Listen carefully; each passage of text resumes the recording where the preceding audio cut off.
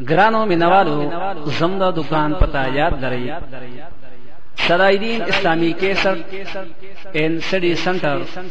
हनीफुल्लाह एंड कुदरतुल्लाह दुकान निश्तराबाद बरास्ता मदीना मस्जिद निस सिकंदरपुरा चौक पेशावर। मोबाइल नंबर दे 0301 88 91 321। मोबाइल दुकान नंबर 0345 91 47 115।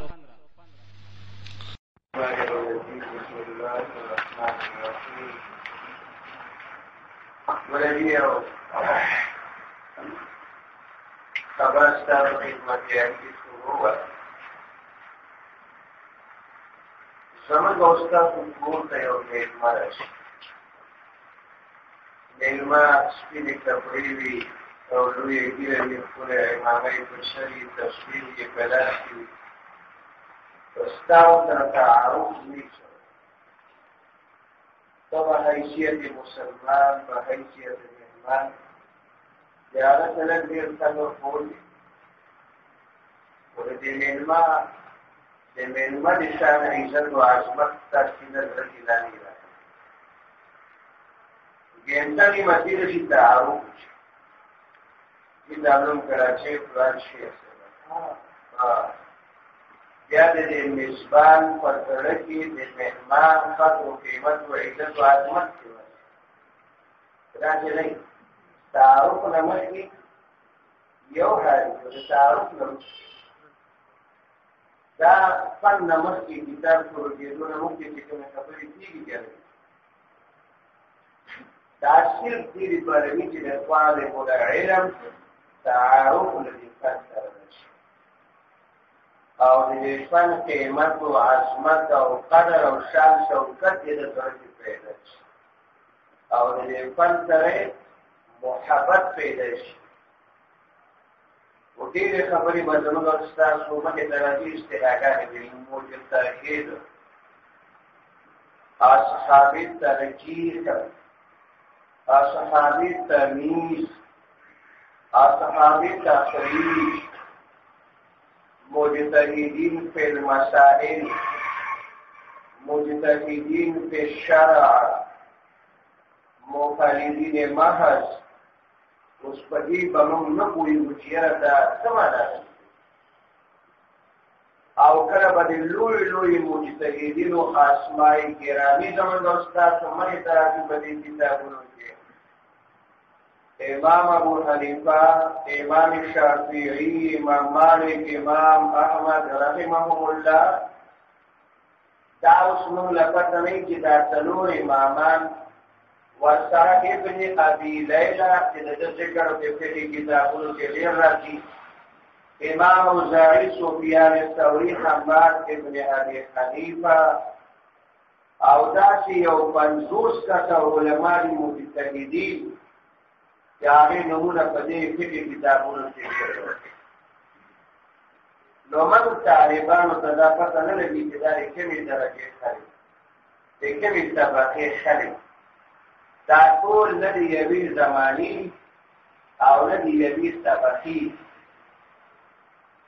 मुझे बारा के ज़मान का उस्ताद तो नदी फन सारा के इल्म फ़िक़ह दा और नदी फन दी अकाबिरीन व इमामान सारा के फ़ुक़हा व मुज्तहिदीन दी पूरा तारुफ राशि ये मुक़द्दिमे बतौर दासो बासुना तो नमर के लिए इल्म फ़िक़ह तारीफ़ से कर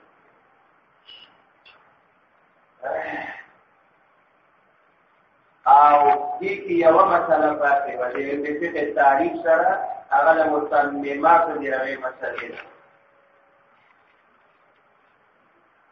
अगर नाम के खवास दे इल्म के कमर में करें कि खवास दे इल्म के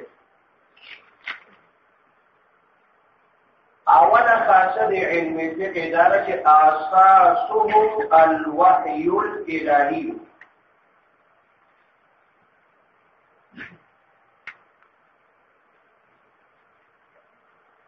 أساسه الوحي الإلهي دير خوفوليات علم الفقه أسمالي واحدة دې مقابل کې نور نحو صرف معنی بدیع بیان لغت رمل جبر هندسه فلسفه حکمت منطق یعنی فنون اساس او بنیاد آسمانی وحی او د دغه علم فقه اساس او بنیاد وحی آسمانی یو دعوی یو دلیل د دعوی لپاره فقه او بنیاد او اساس کدا چې نه دعوا بچا بنا کی دا باندې بچا بنا کیږي په بنیاد او دعوی بچا یو ته ابتنا حسی وایي او یو ته ابتنا عقلی وایي ابتنا حسی دا چې دا دیوالونه او دا چت په بنیادونو ولاړ دا ابتنا حسی د بستر د منګورو کړ او یو ابتنا عقلی ده ابتنا عقلی دا چې دعوه په دلیل ولاړ او کما دعوه چې دلیل ورسره نه نو خلک تحکم ورته وایي یا څورنه مدي هغه ته ابتنا عقلی وایي د علم فقه بنیاد آسمانی وایي او خلک څه وایي فقه د پندت کیسي نعوذ بالله ذات ته هدایت راشي دکړه لما تلونا لما روینا آسمانی وحی په کې راځي آیات راځي حدیث راځي د صحابه او اقوال راځي یو سره چې الله کلام ته د نبی کلام ته آسمانی وحی ته پندت کیسه وي هغه څه جوړي انتهایی احتیاط سره خبره کوي او د عالم فتنې په شان ته بې ادب په ځان نه جوړوي چې د ائمه مجتهدینو خبرو ته پندت کیسه د علم فقه اساس او بنیاد الهی وحی د آسمانی وحی یو مثال ته ګورئ یو سړی تا تاسو کې استاد چې 4 اندام او 10 کې 4 اندامه یو مبسوط دا او درې مبسول دي دا فرض یاو دا فرض دا دعوت و دلیل سره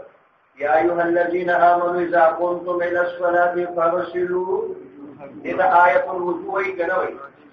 دا دلیل لپاره د فرضیت یو داسو کړه یا پس د نبی علیہ الصلوۃ والسلام احادیث ذکر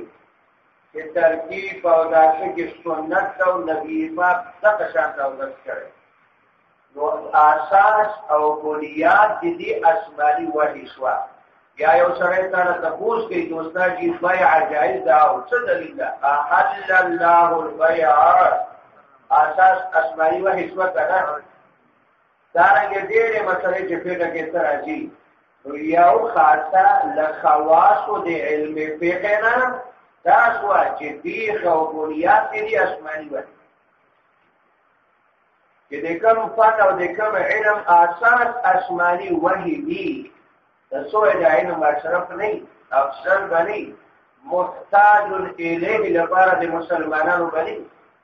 پر تاسو نه علم فقه سره و مرجع كل عبد مسلم لمعرفه حكم شرعي هر مسلمان بنده په معرفت حکم شرعي کې علم فقه ته محتاج مفتی دارالافتاء کې فتوی کې علم فقه ته محتاج ده تاسو دې دارالافتاء تناسب سلم په کې پیدا کې مختصر المعانی پیدا کې حسامی ټول باندې فقه کتابونه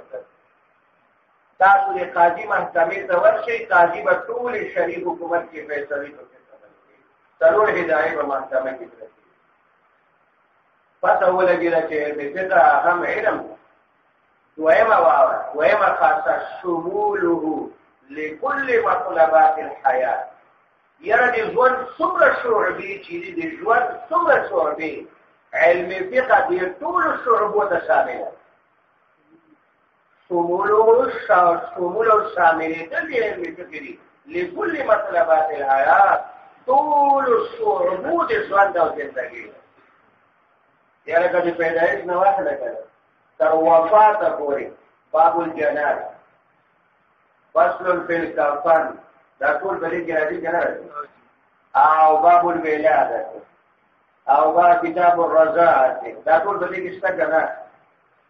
بیا لكل مطلبات الحیات کې لسوبي اول څه شعبه کې ده احکام العبادات د عبادتو مسله دي کې ذکر احکام العملیات د عملیاتو مسله دې کې ذکر کی. احکام المعاملات د معاملاتو مسله چې بیع شراء او تجاره او رهن او صرف د دې کې ذکر کی. احوال شخصی احکام شخصی او احوال شخصی ورته وایي. ولادت مسله معشوق پیدا سنت رضاعت حضانت باب الحضانت تاسو به دې نکاح کې خیر راشي. باب الحضانت د معشوق د پیدایش نه بعد تر څو کلو به د مور په تربیت کې او کله به د پلار تربیت ته حواله کی او نفقه به بچا باندې. دې ته احوال شخصي وي. احوال شخصي په دې کې ذکر کیږي. دا څلور احکام الاقتصادیات.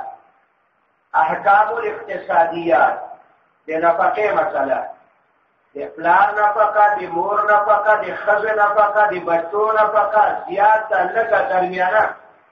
د احکام الاقتصادیات د دې نکاح کې باب راشي باب النفقه. دا پنځه شول. د ګوره جدا په علم کې کې راځي. احکام مدنی ما انسان مدنیت طبع ده. بدوی زندگی، قروی زندگی، شهری زندگی، معاشره کور کې کور نه بهر. دا علم کې ذکر کی. احکام الجنائیات. احکام جنائی چې ورته وایي. باب الجنایات په درېمه پیغه کې راځي. هدایت کې کتاب البیوع. باب الجنایات په تنورم هدایت شو. باب الجنایات یو سړی قتل عمد شبه عمد قتل خطا شبه خطا قتل بالمسقل تو بچا لاس مات پای مات کړ سړی مات غاړې وته د کور. دا جنایات دي. احکام الجنایات او ذکر هم پکې راځي. احکام المرافعات د مرافعات او ذکر په دې کې کتاب القاضي الى القاضي او باب ادب القاضي. دا کیس قاضي ته لاړ. د ضلعي قاضي ته د صوبې قاضي ته او د مرکز قاضي او دا کچري دی او دا های کورټ او دا سپریم کورټ او په اسلامي حکومت کې ابتدائي او مرافعه او تمیز ورته وایي. احکام القضائي دا دې کې ذکر دي. مرافعات. احکام الدستوريه. احکام دستوري څه معنی دي؟ قوانين او علم. یا لکه د دنیا د ټول سيزونو لپاره قوانين فقها ولیکي. احکام الدولي. احکام الدولي د دولت حکم. اسلامي حکومت بڅنګه جوړي. امیر المؤمنین بچوږي صفات به شي. حکومت به جمهوریت سره راځي که شورا سره راځي. شورایي نظام به که جمهوریت نظام به. دا ټول مسلې د فقه کې راځي. احکام العبادات، احکام العملیات، احکام المعاملات، احوال شخصی، احکام مدنی او دارنګه سیبا احکام جنایی، احکام المرافعات، احکام القضایی، احکام الاقتصادیات، احکام دولي. دا لس خواص دا دي. ترشتیا ورته په سولم کې مختصر المانی کې په شرایط کې او دارنګه سیبا په میرزی او هدایت الحکمت کې تدارک خبرې پیدا ستابه کې څنګه. باب الجنائز هم قتل مختصر المانی نور الانوار کې وګټه نشته. قطبی کې وګټه نشته. باب القاضي الى القاضي وګټه پکې دا پکې نشته. باب الحضانت پکې ګټه نشته. باب النفقات پکې ګټه نشته. کتاب الرضاعت پکې لیدل نه او باب الحضانت کې معصوم تربیت. دا لس احکام ټول په ټوله کې خواص دي او دا لس ورسور دي انسان په ژوند کې انسان ته راځي کنه. اوس په رښتیا وای دا علم نه کنه.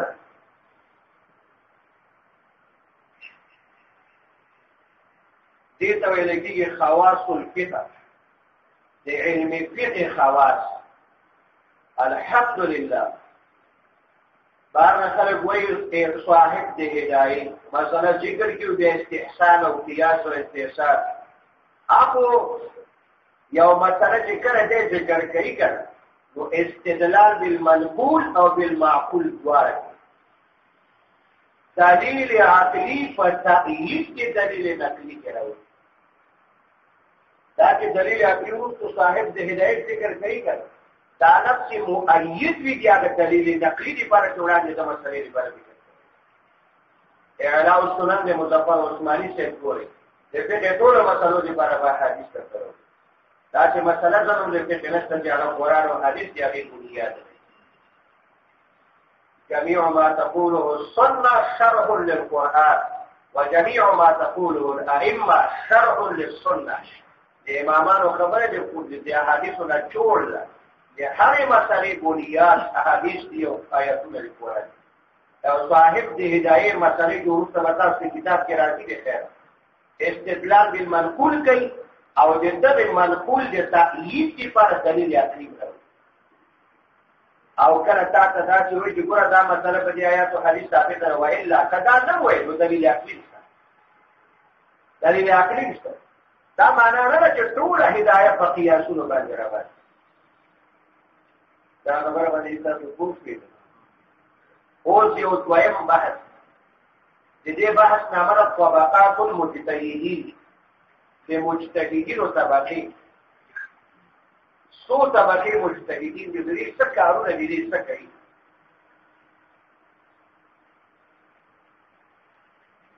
اوله طبقه دې ته وایي مجتهدین مطلق او د دې دویم نوم د مجتهدین په شرع مجتهدین مطلق ورته وایي او مجتهدین په شرع ورته وایي اجتهاد په جهود نه ده جهد بذل الوسع والطاقة لاستخراج المسألة خپل تمام تر صلاحیتونه خرج کول او مسأله راوستل مجتهد ته ولې مجتهد وي دغه چې څومره صلاحیت او استعداد او قابلیت ده دا لګي او مسأله راوستل بذل الوسع والطاقة لاستنباط خرج کول د ټول وسع او طاقت او صلاحیت د مسلې د راوستلو لپاره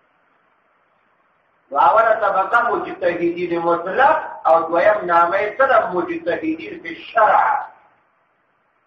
دا خلک څه کوي دا ذات خپل اصول او قواعد او ضوابط وځي دغه مجتهدینو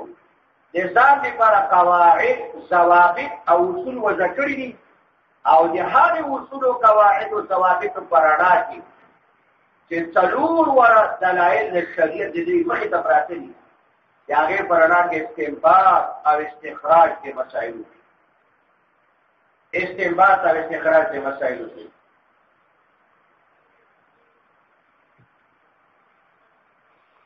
او دا ډول امامان او مجتهدین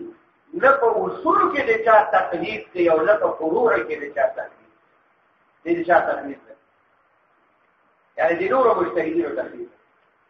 ځکه دا ته خپل اصول او قواعد او ضوابط ورکړي د استنباط مسلو باندې او ثابت نه راګي او قاعده لاندې وکړي او په څلورو دلایل باندې کوئی استنباط د مسائل کوي لکه قران حدیث اجماع کیه نه په اصول کې د چا تقلید دی او نه په فروع اوس په زمن مخه تراجی په کتاب امام ابو حنیفه مستاجه براشي دا مجتهد مطلق دا څنګه چې مولانا دا خبره ورته دا مجتهد په شرع نه په اصول کې د چا تابع نه فروع او د خپل قواعد او ضوابط کې د حنفیت په اړه باندې استنباط مسائل دي د څلورو دلایلو پر راځي دویم امام مالک دریم امام شافعی څلورم احمد بن حنبل رحمه الله وطول کې مشر امام ابو حنیفه ایسا شي هجری کې پیدا او امام مالک رحمت الله علیه سن 96 کې ستاره د امام شافعی او احمد بن حنبل رحمت الله علیه دا بیا دا امام شافعی 150 احمد بن حنبل سے جنم کشف اوس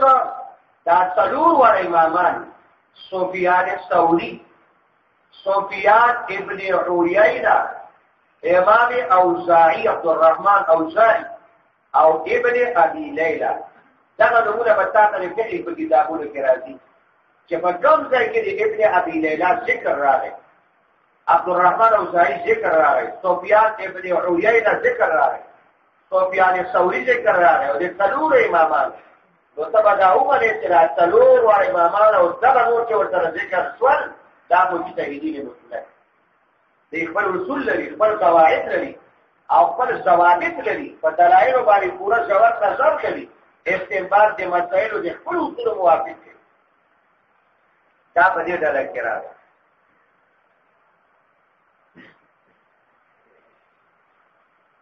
دویمه طبقه د هغې ته وایي مجتهدین فی المذهب مجتهدین فی المذهب دوی داسې وکړي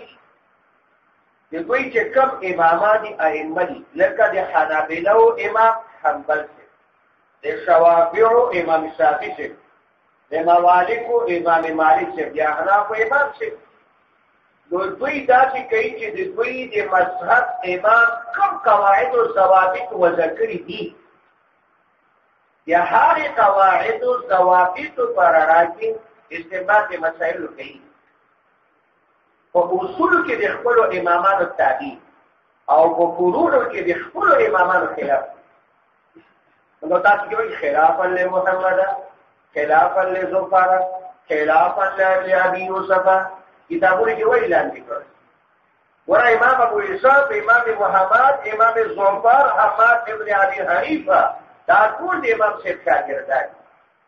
مسائل دی هغه د قاعدی متعدد استنباط کوي مستنبطی کوي استنباط کوي لیکن بیا ته خلاف ابي يوسف په دې مسله کې امام ابو یوسف د امام ابو حنیفه نه خلاف کوي دوی داسې کوي چې استنباط د مسائلو په هغه اصول باندې کوي چې د دوی امامانو وضع کوي دوی نه دي وضع کوي او دغه ډله مجتهدین چې مجتهدین په مذهب ورته وایي په اصولو کې د خپل امامانو د خلاف نشي کولی ځکه د استنباط په هغې قواعد اصول باندې کړی او په فروعو کې جزئیاتو کې د خپل امامانو د خلاف کوي جزئیات فروع او دا څوک دي امام ابو یوسف امام محمد امام زفر حماد ابن ابي حنیفه دوی او فروعو کې اختلاف کولی شي اصولو کې نشي کولی اوس که په کتابونو کې کم ځای کې ثابته تراله خلافا لابي يوسف دا مذهب د ابو یوسف دا امام زفر دا نو ته به پوهېږي په دې باندې چې امام زفر امام ابو یوسف امام محمد دا د دویمې طبقې مجتهدین دي چې هغې ته مجتهدین فی المذهب وایي د استنباط د مسلې کوي خو د خپل امام په قواعدو باندې کوي امام ته په اصولو کې خلاف نشي کوی او په فروعو جزئیاتو کې کولی شي درېیمه طبقه د هغې ته وایي مجتهدین فی المسائل مجتهدین فی المسائل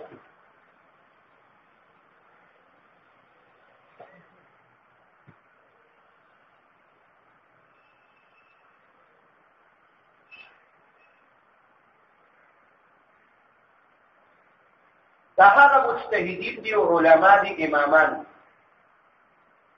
دی بر ګوري خپل امامانو ته مشرانو ته شوافی امام شافعي صاحب ته ګوري مالکیان مالک صاحب ته ګوري حنابلہ حنبل صاحب ته ګوري احناف امام ابو حنیفه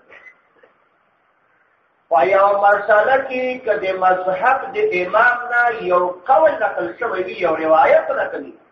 او باندې عمل استنباط نه کوي او کچیرته د مذهب له امام نه یو قول او روایت نه نقل شوی بیا راغلی د مذهب امام چې کوم قواعد دی باندې دوی کلک نظر ساتي هغه استنباط دی اول استنباط دی نه ګوري چې د مذهب امام د په دې مسله کې قول نقل نه کړه روایت نقل نه کړه کله قول او روایت نقل وی نو بس هغه باندې عمل او کنه دی نقل شوی استنباط دی مسایلو کې خو د کوم اصول نه کوي چې کوم اصول دې امامان کوي دا کله چې مجتهدین په مسائل ورته وایي دې نه په اصول کې د خپل امام نه خلاف کولی شي نه په فروع کې د امام نه خلاف اصول او فروع ټول خپل امامانو دا درېیمه طبقه ده نه اصول کې مخالفت کولی شي نه په فروع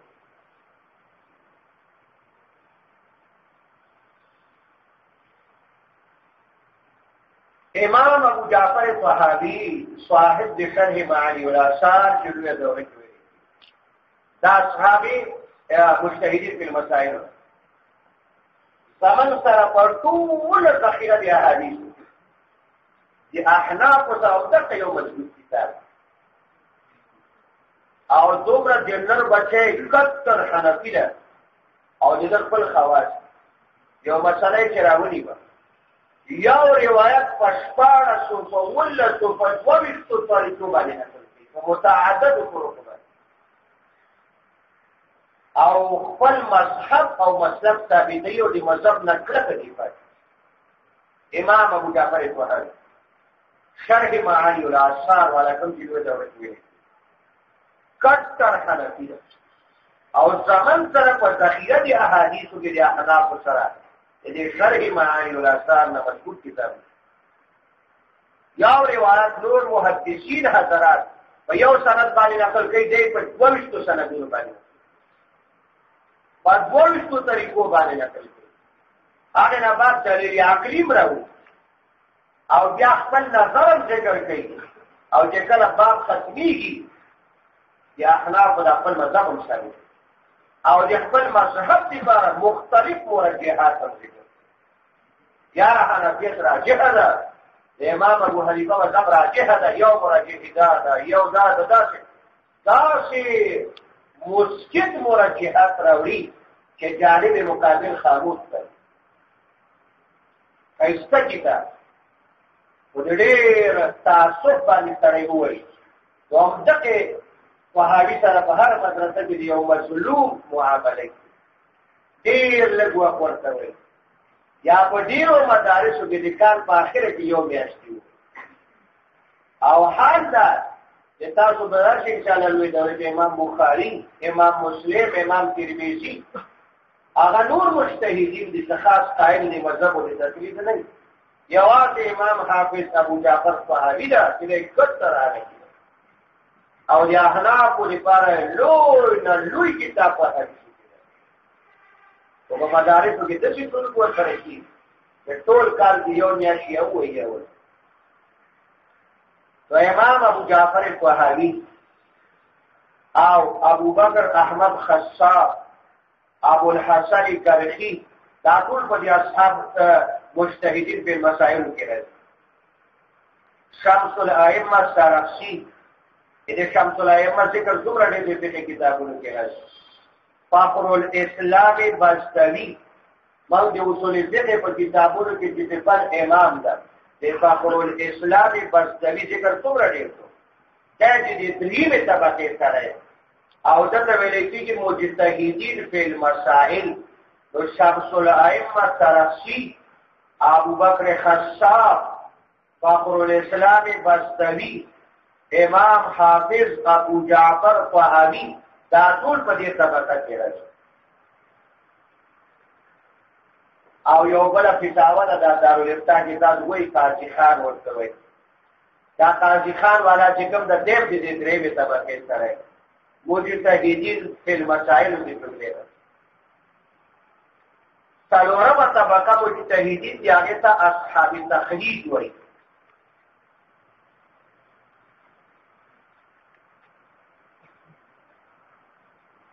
اصحاب تخریج هغه امامان او علما دي دې موږ زموږ په کتابونو کې دي اصحاب تخریج هغه علما او امامان په دوی کې د اجتهاد استنباط استخراج صلاحیت نه قابلیت نه دي چې اجتهاد نشي کولای استنباط د مسائل او اصول نه نشي کولای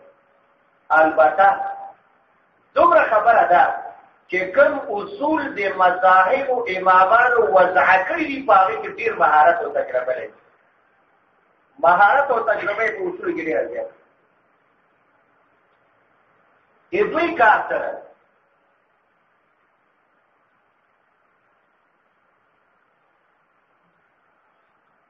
دوی کاردار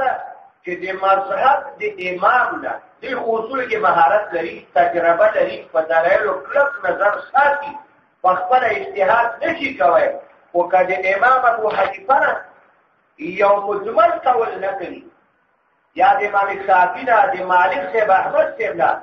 دغه اصحاب تخریج را لګي چې هغه مجمل تفصیل هر مجمل محتاج تفصیل دی که نه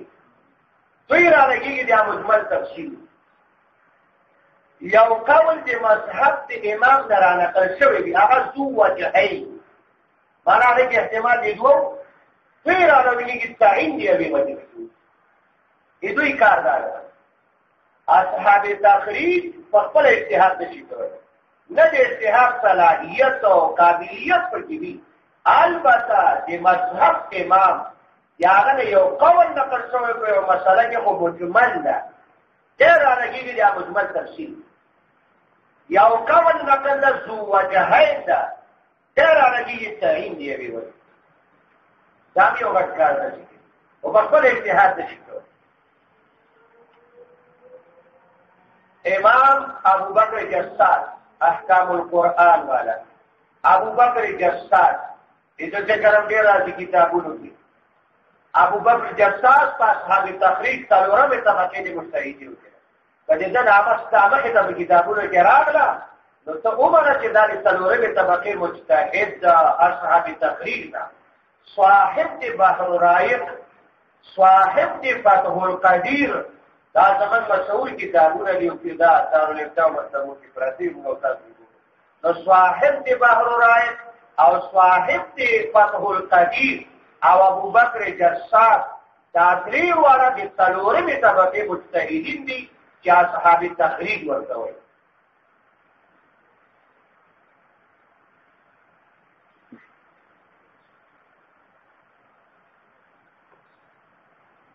پنځمه طبقه ده اصحاب ترجیح ورته وایي اصحاب ترجیح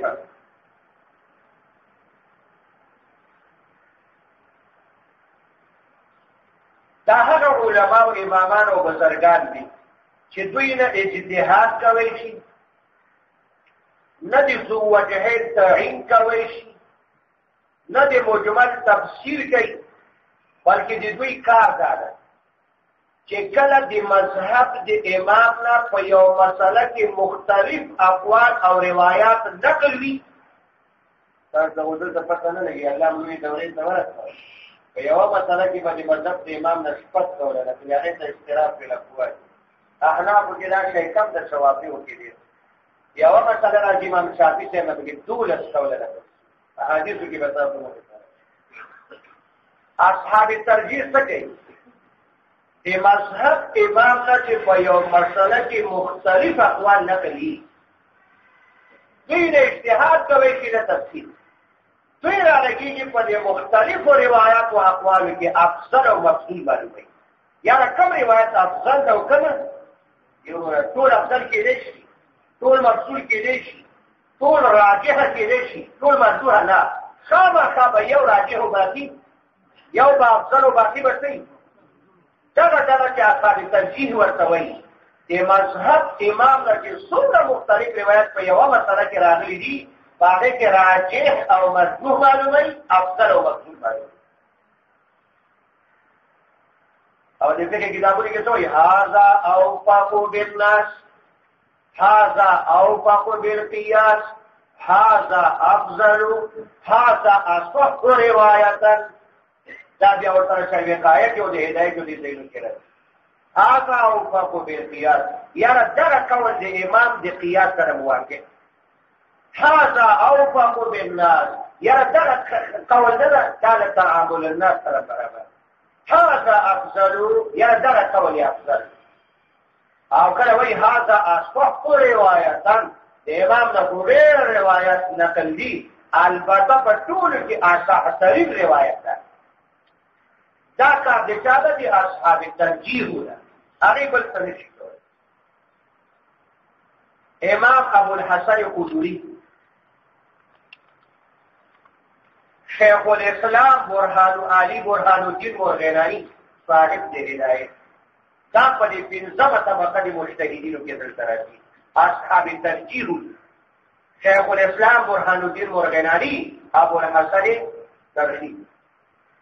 ابوالحسن قدوري دا صاحب د هدایت کې درې قوله دي ورته روان دي کومه طبقه مجتهد جمهور علماء د پنځمه طبقه کې راوړي او محدث دهلوي شیخ عبدالحق رحمت الله علیه په دویمه طبقه مجتهدین فی المذهب کې راوړي او ځینې علماء کرام په دریمه طبقه مجتهدین فی المسائل کې راوړي. لیکن جمهور علماء وایي چې صاحب د هدایه او مصنف د هدایه دا په پنځمه طبقه د مجتهدینو کې ده چې هغه د اصحاب تقلید. شپږمه ډله ده هغې ته وایي اصحاب تمیز.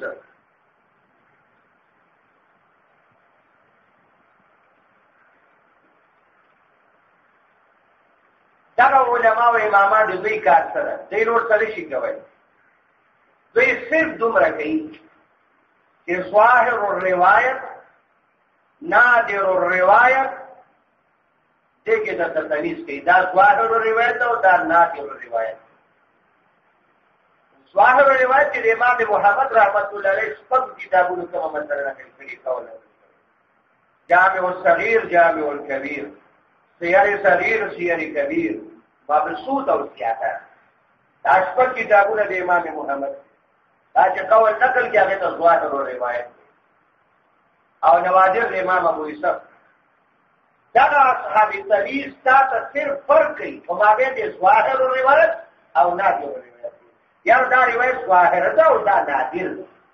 او تاسو صرف قوي او صحیح په خیدان قول او روایت قوي ده او دغه په مقابل کې دا بل سره دې ضعیف ده. دا کار او خدمت دي اصحاب تمیز. شمس الائمه قراری، جمال الدین حصویری، حافظ الدین نصفی، حافظ الدین نصفی، جمال الدین حصویری او شمس الائمه قراری رحمهم الله دا د شپږمې طبقې مجتهدین. او اومه طبقه هغې ته مقلدین محض وایي. دا څوک دي؟ دا چې نه خپل اصول لري، نه د چا په اصول استنباط کولی شي او نه قوي او ضعیف معلومولی شي، نه ظاهر او نادر کې فرق کولی شي، نه د ذو وجهین تعیین کولی شي. ما دا شپږ طبقې مجتهدینو چې څه کول هغه یو کار هم دی نشي کولی. دې ته مقلد محض وایي. او علما د دې متعلق وایي یجمعون ما یجدون چې مخې ته څه داسې بس راټولوي او راخلي په هغې عمل مسله باندې ورسېدې دي. اوس دا پنځه اووه طبقې د مجتهدینو راغلي. شیخ عبدالحق دهلوي رحمه الله هغه صاحب د هدایې په دویمه طبقه د مجتهدینو کې شوي. هغه مجتهدین فعلا مذهب لکه امام محمد، امام زوفر، امام ابو یوسف سره برابرې وي. دا بیا نه مطلب سره او ځینې علماء دیوبند هغه ته په دریمه طبقه د مجتهدینو کې راوړي او جمهور علماء په پنځمه طبقه د مجتهدینو کې راوړي. مسله باندې ورسېږي. بله خبره دا ده چې صاحب د هدایې دا خو د دغه مکمله کیسه واقع ده او د کتابونو کې ګوري چې د تقوا او ریاضت او دینداري او روژې او علمي سفرونه چې څومره یې سره کړي دي دا یو ډېره اوږده او طویله او عریضه خبره ده. ایده کلیه ده ابوالحسن لقب یې شیخ الاسلام او اسم محضه علی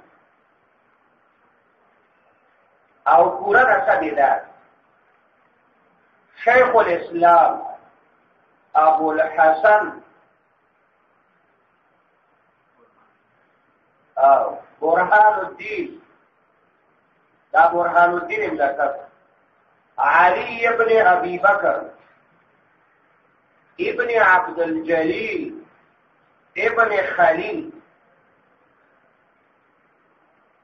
شیخ الاسلام برهان الدین ابو الحسن علی ابن ابی بکر ابن عبد الجلیل ابن خلیل ابن ابی بکر مشر نکے بیا ابو بکر. الفرغانی المرغینانی فرغانی ورته وی مرغینانی ورته وی دا ولې ورته تاسو نسبتونه شیخ الاسلام برهان الدین ابو الحسن علی ابن ابی بکر ابن عبد الجلیل ابن خلیل ابن ابی بکر دغه تبان صدیقین ابو بکر صدیق رضی الله عنه د سلسله نه راځي الفرغانی المرغینانی ما وراء النهر کې او صوبه فرغانه ورته وایي او مرغینان د فرغانه یو ورګه تحصیل او په فرغانه کې دغه څومره ملکونه دي واړه وسیسیات بخارا دام فرغانه کې تاشقند سمرقند کاشغر ترمز کاسان دا ټول دا دې فرغانې شي او مرغینان یو ورګه تحصیل د دې فرغانې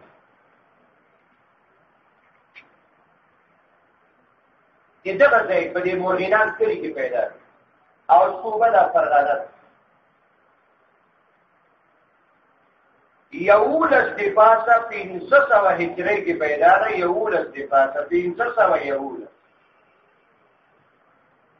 511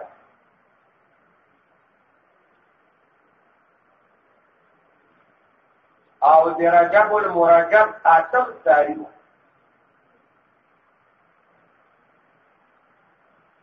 او د بول ورځ 511 هجری 8 رجب المرجب د بول ورځ د وسطی شیا د فرغانه سعودي د مرغینان په کلی کې دی پیدا او دا لوی صوبه په دې علاقه ډېر ځای دی دا بخارا د امام بخاری وطن دا ورکه ځای یو زر مدرسې وي په دې کې یو زر دا انسان باندې راغله او دای کوي تاشکند د ځان له علم او معرفت یو ځای او سمرقند دا ځان له علم او د معرفت او د علماء یو مقصد کاسان ترمذ د امام ترمذی وطن کاشغر د صاحب د منیت المصلی وطن دا ټول وسیله شي ترمذ د امام ترمذی وطن کاشغر د منیت المصلی والا وطن بخارا د امام بخاری وطن او سمرقند د امام ترمذی د مسلم چې دې جنتلی دا ټول ځایونه او دې کې به علما او دې کې به مدرسې وي دې کې به طلباء بخارا وړوکې ځای او سر مدرسې پکې وي دې باندې چې کله دشمنان راغله ډېره مشهوره پکې دا یو کیسه ده والته ورته خلک راغلي چې هغه تاسو خپل نشي تماشې کوي کفار راغله یې سره موږ له ناشته نه کړی پیچه نه پورته جنگ نه شته هغه علاقې څخه دا پاتې و موږ ناشته نه کړی وی ناشته کوله چې به باندې راځي هغه مدرسه د امام بخاری دی جوړ کړی و هغه کې دی بیا شرابونه وسکل جناګانې وکړي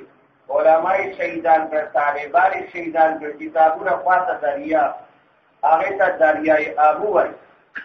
او د دې مدرسو دا کتابونه به راوستل دي احادیث او د دریاب کې به ورچول علماء به شهیدان کول او په دریابونو کې به دریای ابو کې به ورچول دریای پاس ورته وای دریای ابو دا بخارا سره لګیدل او تقریبا 1985 او 88 کې به مجاهدین